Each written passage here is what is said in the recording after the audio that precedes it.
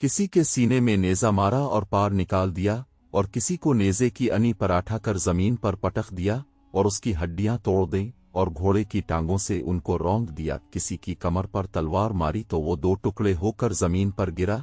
किसी की गर्दन पर जुल्फ़िकार ने हैदरी चलाई तो इसका सर गेंद की तरह दूर जा गिरा, और किसी के सर पर तलवार चलाई तो वो ज़ैन तक कट गया। इस मरके के दौरान जब इब को बहुत ही प्यास लगी तो अपने पानी के लिए दरियाए फरात का रुख किया, मगर दुश्मन सख्त मुज़ाहमत करने लगा। अचानक एक तीर आया और अब के चेहरे को जख्मी कर दिया। अपने तीर खींच कर निकाला, फिर हाथ चेहरे की तरफ अलिफाटी तो हाथ का चिला खून से भर गया। अपना खून आसमान की तरफ अलिफा चेल दिया और खुदा का शुक्र अदा करते हुए कहा, इलाही मेरा शको तुझी से है, देख तेरे रसूल के नवासे के साथ क्या सलूक हो रहा है।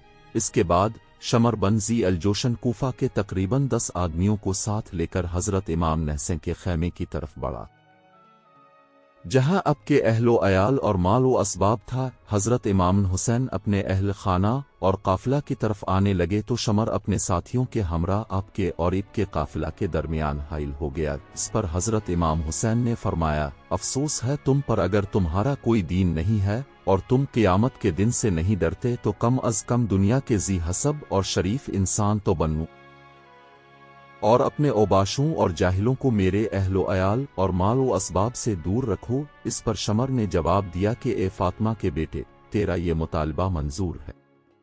अब्दुल्ला बिन अमार से मरवी है कि जब इमाम आली मकाम का मुहासरा हुआ तो मैंने देखा कि मैमना पर हमला आवर हुआ और हज़रत इमाम हुसैन के हमले से तमाम सिपाही डर कर भाग गए। खुदा की कसम, मैंने हुसैन से पहले और हुसैन के बाद कोई ऐसा शख्स नहीं देखा जो कसीर दुश्मनों में इस हालत में घिरा हो कि इसकी औलाद और साथी कत्ल हो गए हों, मगर वो फिर भी हज़रत इमाम हुसैन की तरह शुजा, दलेर और मुतमईन हो। हज़रत इमाम हुसैन दिन का तवील हिस्सा मैदान में खड़े लड़ते रहे।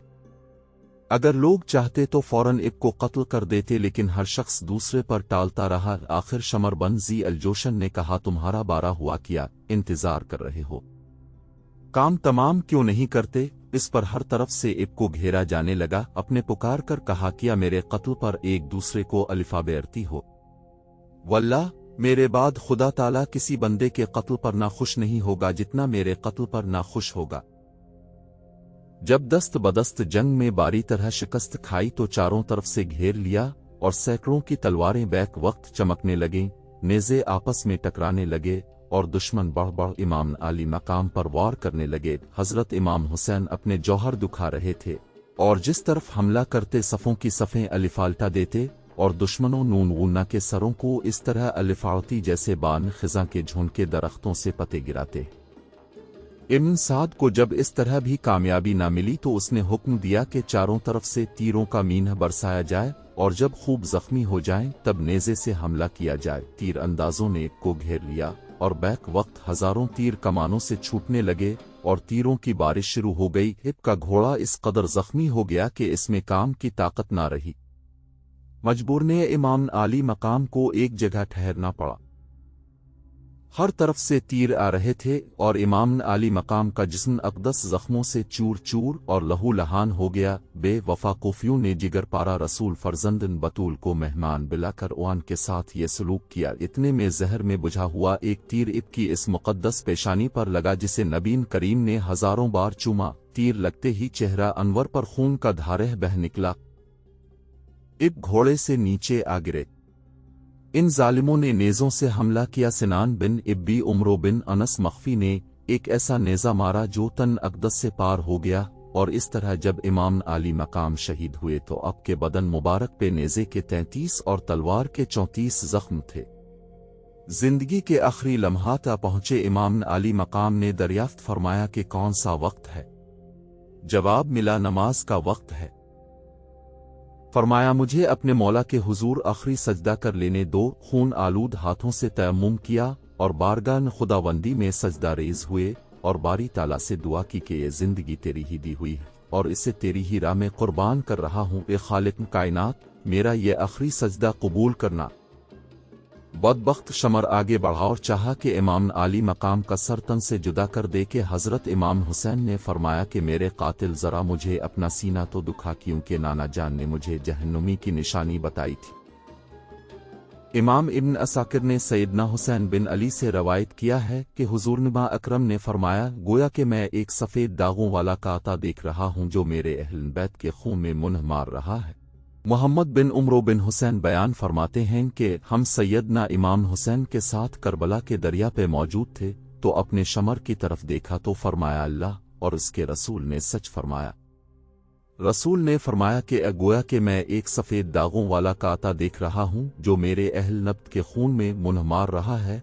चनाचा अपने निशानी देखकर फरमाया, ये बदबख्ती तेरे ही मुक़द्दर में। वो बदबख्त आगे बढ़ा और सरन अक़दस को तन से जादी कर दिया। इस कदर जुल्म ढाने के बाद भी यजीदियों का जज्बा बग़्ज़ व इनाद ख़त्म न हुआ, बल्कि उन्होंने इमाम आली मकाम के जिस्म अतहर को घोड़ों की टापों से पामाल किया, फिर खैमे की तरफ बढ़े, तमाम असबाब और सामान लूट लिया और पर्दा नशीन ख्वातीन का भी ख्याल न किया और खैमों को भी आग लगाने लगे। और हद ये कि इमाम आली मकाम का जिस्म अक़दस से कपड़े भी उतार लिए। अब काजाबा जो कि खुर्रम असर छोटिए का था, वो कैस बिन मोहम्मद अशिस ने तन बेसर से उतार लिया, बहर बन काब ने पाजामा लिया, असवद बन खालिद ने नलैन उतार लिए, उमर बिन यजीद ने इमामा मुबारक उतार लिया, यजीद बिन शिबल ने चादर ले ली, सिनान बिन अनस मख्फी ने ज़नरा और अंगूठी उतार ली। बनी निन्हिश के एक शख्स ने तलवार ले ली जो बाद में हबीब बन बदील के खानदान में आ गई। हजरत इमाम हिसैन को शहीद करने के बाद शमर ने हजरत ज़ैन अलाबिदैन को कत्ल करने का इरादा किया, जो अभी 11-13 साल के थे और बीमार भी थे, मगर हमीद बिन मुस्लिम ने, जो शमर के साथियों में से था, ने शमर को रोक दिया। फिर उमर बिन साद खैमों में आ गया और उसने कहा कि खबरदार कोई उन औरतों के करीब न जाए और न कोई इस लड़के को कत्ल करे, और जिसने उनके माल में से जो चीज़ ली हो वापस कर दे। रावी का कौल है कि खुदा की कसम किसी ने भी कोई चीज़ वापस न की।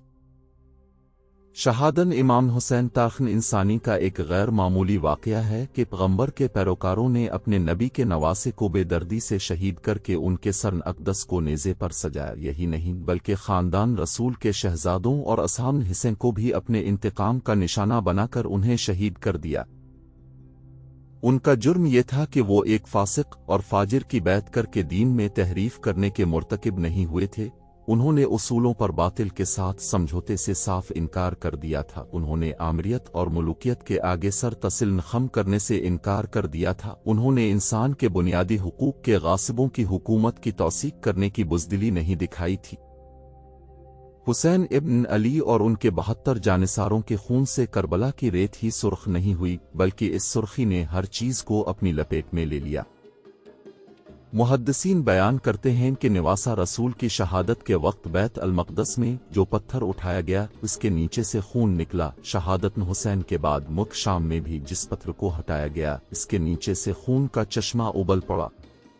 मुहद्दिसीन का कहना है कि शहादत हुसैन पर पहले आसमान सुर्ख हो गया, फिर सियाह हो गया। सितारे एक दूसरे से टकराने लगे, यूं लगता था जैसे कायनात टकरा कर खत्म हो जाएगी, यूं लगता था जैसे क़ियामत कायम हो गई हो।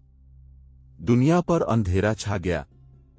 एक इमाम तबरानी ने अबू कबील से सनद हुसैन से रवायत किया है कि जब सैयदना इमाम हिसैन को शहीद किया गया तो सूरज को शदीद ग्रहण लग गया, हत्ता कि दोपहर के वक्त तारे नमूदार हो गए, यहाँ तक कि उन्हें इत्मीनान होने लगा कि रात है। करबला के अलमनाक वाक़या पर हुजूर अकरम को जो अज़ियत और तकलीफ पहुंची उसका अंदाज़ा हज़रत इब्न अब्बास की रवायत से होता है। अब फरमाते हैं कि मैंने एक रोज़ दोपहर के वक्त ख्वाब में रसूल अल्लाह को देखा। अब के बाल मुबारक बिखरे हुए गर्द आलूद हैं, दस्तन मुबारक में खून से भरी हुई बोतल है। मैंने अर्ज़ किया, रसूल अल्लाह मेरे माँ बाप अब पर कुर्बान हूँ, ये किया है? आपने फरमाया, ये हुसैन और इनके असहाब का खून है जिसे मैं आज सुबह से जमा करता रहा। मुस्तनद किताबों में मरकूज है कि जब हज़रत अब्दुल्लाह बिन अब्बास ख्वाब से बेदार हुए तो अब का ज़बान मुबारक पर अना लिल्वा वाना इलै राजिऊन के अल्फाज जारी थे।